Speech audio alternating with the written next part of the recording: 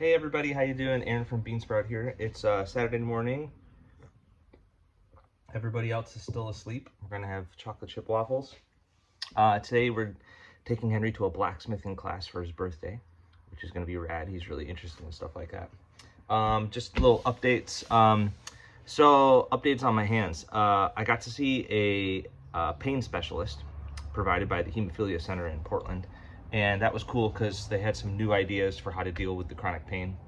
And that was really neat. So I'm trying a different oral medication, and I'm going to try a topical that comes from a compounding pharmacy. That sounds pretty cool.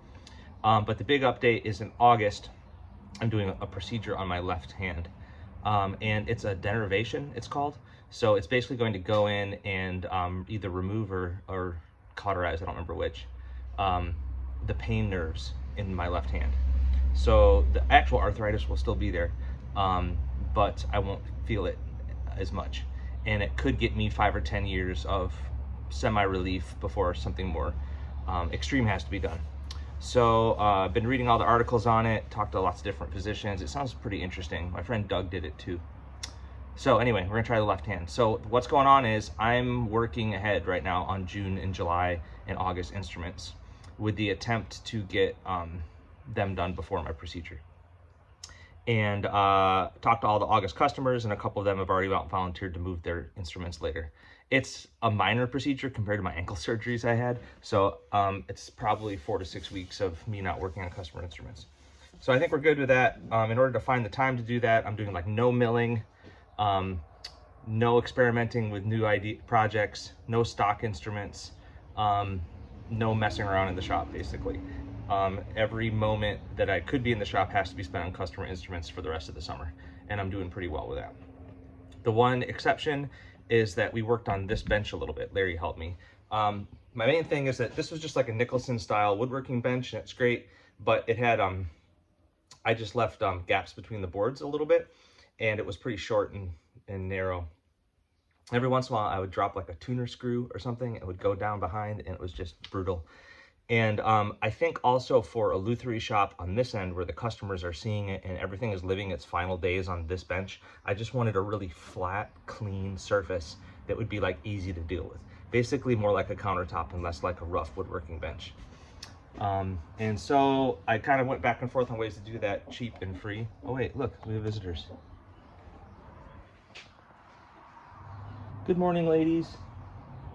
There are no snacks in here. They go take a lap anyway. Maybe they like to peck at the sawdust? I don't know. Okay, so I wanted to do this with as little labor as possible, and it probably should have put it off, but basically in my brain I was waiting for when I could get my hand on some solid core doors. So, you know, a solid core door is like an exterior door. It's thick and it's heavy, unlike the hollow core doors in like your cheap closets like we have at our house. And a solid core door is a really good workbench top. And so Facebook served me up this garage sale, and there was 2 matching solid core doors. And I went to see the guy, and it turns out he's a professional cabinet maker and millwright, and it was really fun to hang out with this guy. And so he gave me these 2 doors for free. So yeah, I'll show you in a sec. Larry and I just set them on top of the current workbench, which raised up the height a little bit. And then we screwed them into place. And now we have almost 13 feet of uninterrupted bench space that's smooth and flat, easy to clean off, easy to deal with. It added like 2 feet on this side and a foot at the other end. And then Larry and I made some trim for it out of sycamore and some trim for the back. So now I won't lose another expensive piece of banjo hardware under the bench ever again. And we can still get to the drawers, we can still get to everything. Like, we didn't lose any functionality for what's underneath. I can still reach the tools. But now there's just a little more room for everything. Like, I can more easily get a guitar up here, where before it was like always shuffling things around. And then there's like a full-on workstation over there. And so like 2 or 2.5 of us can get stuff done over here. And also workbench height is a big deal. Like, when it comes to planing and chiseling and chopping, a low workbench is good. But for lutherie stuff, the closer it is to you, the better. And I've been really appreciating it. Larry's so much taller that he really likes it because bending over all day to do the little stuff is pretty annoying. The one downside is that Henry's not really tall enough now to use the carving vise in this room, which he uses a lot. So he has to use the one in the other room, but that's okay. He will grow.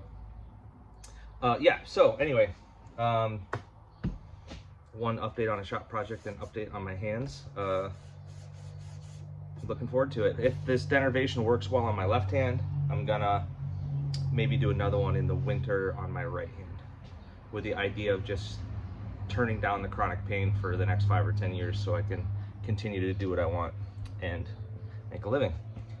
And of course I'm doing everything else that is suggested for chronic pain as well.